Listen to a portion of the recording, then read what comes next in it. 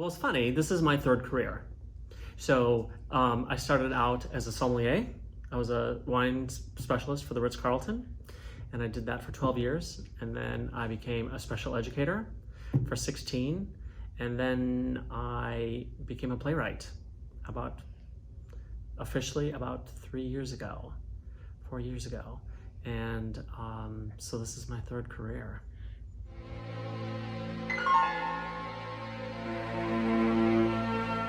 I have a passion for opera, and I sang in professional opera choruses with the Florentine in Milwaukee and the Atlanta Opera, and there was a small company in San Francisco, and like the idea of writing an opera libretto was beyond my imagination, really. Like, how do you make that work? And of course, it's finding a composer that's willing to take the leap with you. And that made the difference. And it's definitely a different style of writing. It's a very particular style. And so I'm still learning.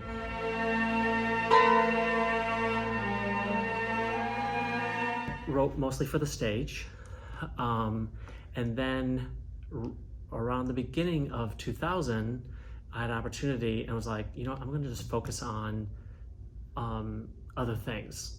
So I do visual narratives. I work with photographers. I'm the playwright in residence for Proscenium, which is an online theater company in Hong Kong. And all of us are based everywhere else but Hong Kong, strangely enough.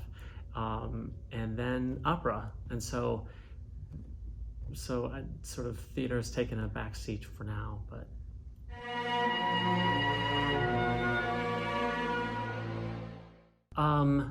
At the moment, I'm enamored with writing for opera because it's a new skill, and but also audio drama, because like there's no budget. A lot, like if you blow up a building, you don't have to do that in CG. Do it in anything. You just write it, and then the sound designer takes over. And so where that opens up lots of possibilities, for opera, it has its own set of criteria and boundaries and traditions and things like that, and things you have to honor. To suffer. I find actually I do like adaptations. Usually playwrights, they want it to be their own story, whatever, but I happen to enjoy it. But I think for the most part, most of my work is I avoid cynicism and telling the audience what they need to understand. And I'd rather create art that opens up dialogue and understanding rather than people come away with some particular message. If I give you a message, it's only perhaps just maybe you don't know as much as you should know, and maybe you should talk and stuff like that. Unceasing agony. So it was funny. I had a meeting with another composer, and he was like, let's do an opera together. And usually composers already have a subject in mind, but just in case, I prepared two different stories for that meeting.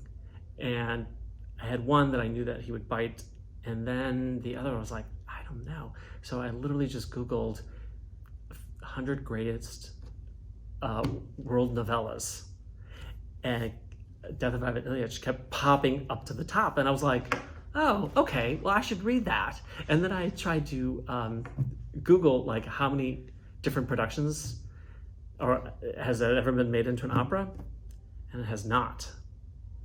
So which was a little worrisome. Like maybe there's a reason why this wasn't made into an opera, but no. And so it just has beautiful economy, and and it speaks to our humanity. John came to me and said, "Oh, we should write. Do you want to do an opera collaboration?" I said, "Sure." And I said, "Do you have anything in mind?" He said, "No." And I said, "Well, why don't you send me your music, and we'll go from there." And he sent me this piece called "The Journey," And it was his journey of going through chemotherapy and facing his own mortality and then getting better. And so it has sort of this beautiful arc, and it's a piece for piano and oboe. And I said, well, you've already wrote all the themes for your opera, like right here. And in fact, we can take this first movement and make it the overture.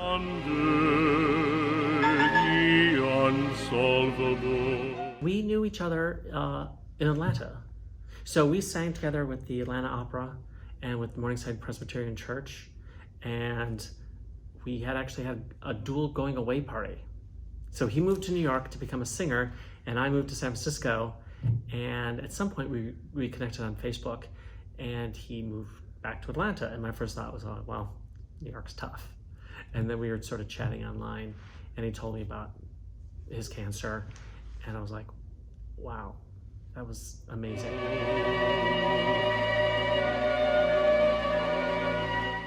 I actually had to reread it because I hadn't read it in nearly 4 years. I mean, I've been over the libretto, but finally today I sat and read the libretto and I read the novella, and I did not actually realize how much I deviated from the actual story. I mean, it's all there, but some of the scenes are out of order. Probably the main thing is I have just softened the relationship between Ivan Ilyich and his wife. And if you read the story, Paskovia Fedorova, she's an awful woman. She's a shrew, and she never changes. And I thought, no, nobody needs to see that. That's not interesting. And not only that, but he was making a statement about women of that time, and he was a misogynist. And so when you see her being difficult or whatever, this is a woman taking power where she can. And you know, she's frightened, and we express fear in many different ways. And so we softened her, and we also softened up Ivan, because in the end we relate to the story because we sit in Ivan's. We're gonna be Ivan Ilyich. We're gonna face our mortality, because death is a fate for us all. The questions are the same. In opera, you start with the story and you start with the words. And generally, you do not start composing until it's all squared away. Now, that doesn't mean you of course, you change things as you go on. But for the most part, like with Ivan Ilyich, we went through about 4 major drafts. And then we went from there. And I gave John lots of leeway. Like if he had to change a line for it to work musically, like just do it. If you need to put in a contraction to get it to work, like I'm totally fine for that. But he changed very little, amazingly. Yeah.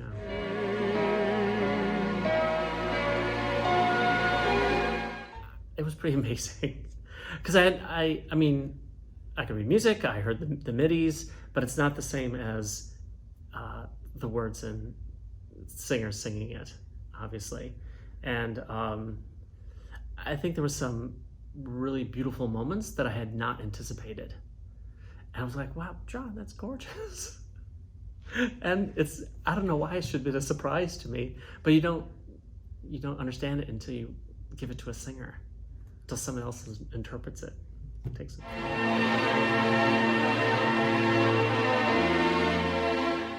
How they're living their life. Are they living the life that they want to lead?